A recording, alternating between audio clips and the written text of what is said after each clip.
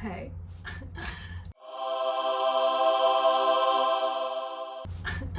My name's Katie.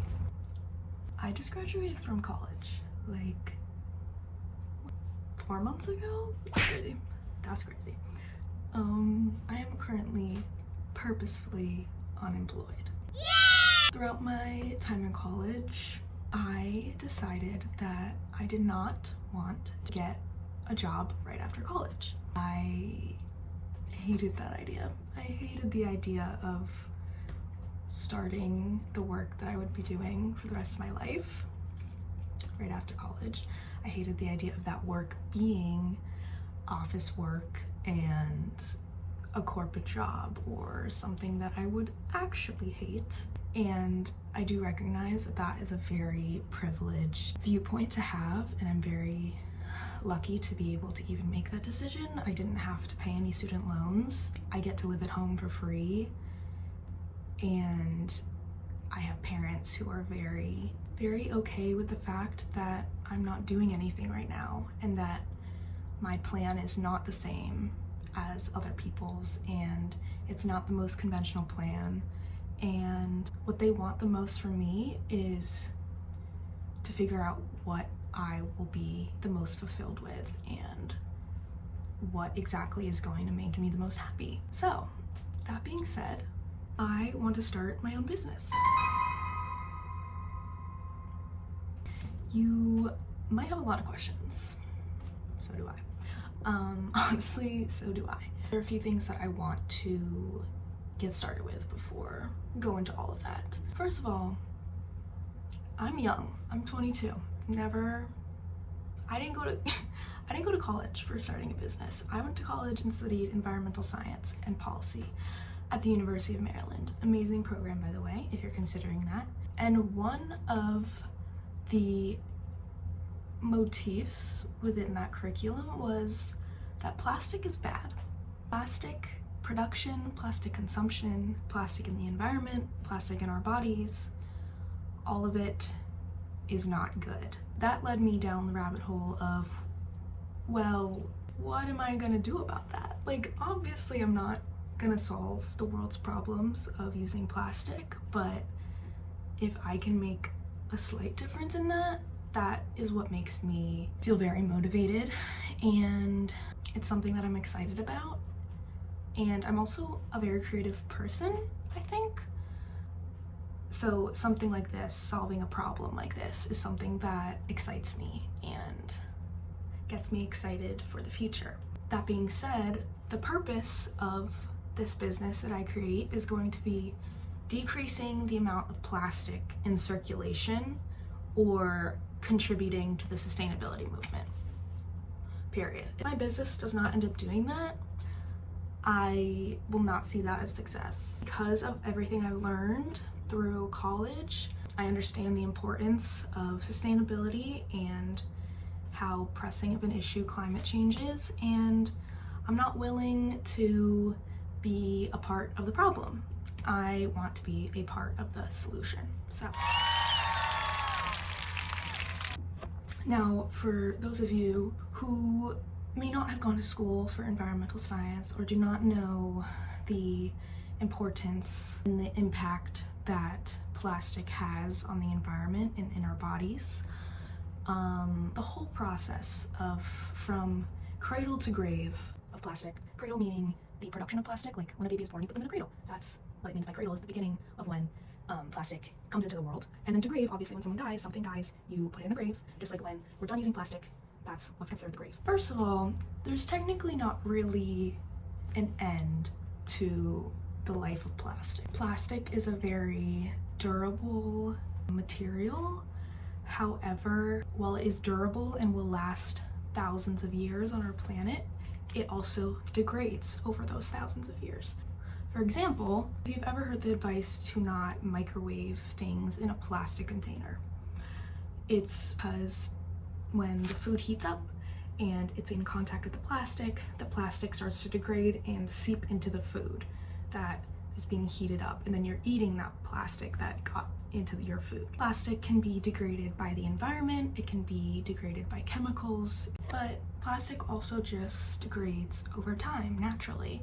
As this plastic degrades, it breaks into microscopic pieces called microplastics, and it continues to degrade and degrade, releasing these microplastics into the environment. Small organisms like phytoplankton, just regular plankton, begin to eat it, and larger organisms eat those organisms that have plastic within it, and it keeps going and going and going, and the plastic doesn't go anywhere. The plastic often gets trapped inside their digestive systems because they can't process it, and then eventually it ends up in humans, which can disrupt our endocrine systems because harmful chemicals often attach onto these microplastics and make it inside of organisms and our cells, which lead to endocrine failure, organ failure, brain damage, things like that. In fact, been plastic found in humans, and we are consuming plastic every single day. In addition, the production of plastic actually creates greenhouse gases and further exacerbate climate change and global warming. So overall, the production of plastic is not ideal. However, there are definitely cases where plastic is necessary. Like in medicine, it's often really important to sterilize tools, and to wear gloves, and to wear the full body protection suits and stuff like that, especially in surgery, where single-use plastic is definitely necessary in order to wrap up those tools or to contain those soiled gloves or whatever, stuff like that. However, when we use plastic in kind of unnecessary realms, like in packaging, for example, it starts to become an issue because too much plastic is consumed, especially single-use plastic, and it immediately gets thrown away and discarded into landfills, where it can escape the landfill and enter into ecosystems, nearby ecosystems, and again enter into organisms and enter into our bodies. And when things are packaged in plastic, the plastic starts to degrade and enter the food items that they are surrounding. All of this being said, this is the main reason why I've decided I want to do something about the amount of plastic in circulation.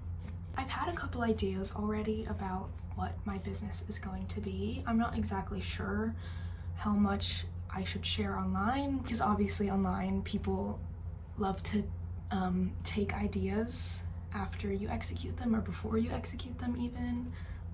So I'm not exactly sure how much I'm going to share, but I'm currently focusing my ideas in the realm of the party industry. I think a big thing that I wanted to tackle was redesigning the material used in solo cups, because obviously I went to college, and the amount of solo cups that I think I personally went through, just me, is actually insane, but also everyone else at my school. 30,000 people at my school. And then that's just my school. Like, that's not including the hundreds of other schools, thousands of other colleges across the country, and then across the world. And it's not just colleges, it's high schoolers, and it's people just at a block party, or it's people having a barbecue, or things like that. They're just convenient cups to use, and you can throw them away afterwards. So there are things that I know in terms of starting a business, and there are things that I need to know that I don't currently know about starting a business. What I know now consists of that starting a business costs money. I'm not sure how much money exactly, but I know there's going to be some necessary initial investments. I know there are different ways to get money at first. Obviously, the first way is to make your own money, invest your own hard-earned money. I'm currently running a little low myself because I've prioritized traveling after college. But if that were to be the road I take, I would need to definitely prioritize my time towards working a part-time or full-time job to create some initial cash to invest. I also know there are other ways of getting money for a first-time business, like small business loans, trying to get investors to invest in my company, GoFundMes, literally knocking on people's doors and explaining my idea and seeing if they want to give me money. That sounds really embarrassing. So, I have to decide on that. I also need to solidify my idea clearly, because the solo cup idea I think is a great idea. In the long run, I definitely want to have my own online store where I could sell all types of sustainable and reimagined party and event decorations and stuff like that, but I think it's more realistic to start with one thing, and I think solo cups might be a good jumping off point for that. And then things that I need to know, things that I'm going to need to know. What order I should do all these things in, I have no idea. I've done initial research on steps to start your own business, how to start your own business, what you should do to start your own business. I feel like all the steps are very simplified, so I'm not entirely sure what I'm supposed to do first. I know I have to create a business name and open up an LLC and stuff like that, but like, other than that, girl, I don't know. Basically, I'm gonna need to figure out everything. Woo! In terms of next steps, I am going to an entrepreneurship panel on September 9th, and there's gonna be a bunch of business owners, and obviously I'm gonna ask a bunch of questions about all of the things I've been questioning. I'm definitely gonna report on what I've learned and how the experience was. I also need to create a company name and create an LLC. I did just mention that, but like next steps is like I actually need to do that because I feel like I could get that done. I think before that though, I need to actually really understand what I'm going to be doing, because yes, my idea is solo cups, but am I really going to be doing that? Is that what I want to stick with? Is it the best idea I have? Yada yada yada. After that, I think it's a good idea to make a business plan. No idea how to do that. Obviously going to have to look up how to do that. And like once I have that, is that just for me? My like peace of mind? Figuring out exactly what I'm doing, or is that to present to somebody? I just don't know. But I think that's another like tangible thing I can get done. And then continue researching some sources of potential money, and if none of them seem very feasible, then actually starting a part-time job, because I'm gonna need some money soon. I just know that. I know that for a fact. And then also additionally just like doing some research on like how to be a better leader. I think starting a business definitely requires leadership skills and decision-making skills, which like when you think about it are like kind of silly sounding, but like I'm pretty sure being a good leader doesn't come naturally to me. I think some training on that would not hurt. And then overall goals in terms of my business is, one, I want to start a monthly newsletter for those who want to know what's going on, keeping up with my business, just like keeping in the know, you know what I mean? I feel like people could start to forget what's happening if this turns out to be like a multi-year process. And I think creating a newsletter with just updates, or this YouTuber, Your Mom Ashley, who created her own matcha business, she did that, and like the people in the newsletter or in the email subscription like got special benefits, and I was like, oh, that's a good idea. I also want to obviously continue making videos about this, because this is just an introduction, but like hopefully the more videos I make, the more people will become invested in my journey. Also just in me and the process of starting a business. from scratch, from nothing, from literally no experience, no anything. Just a girl with a dream. Yeah, I also think it could be helpful for young women, but also just people in general who want to start a business, because we're gonna be going through this together.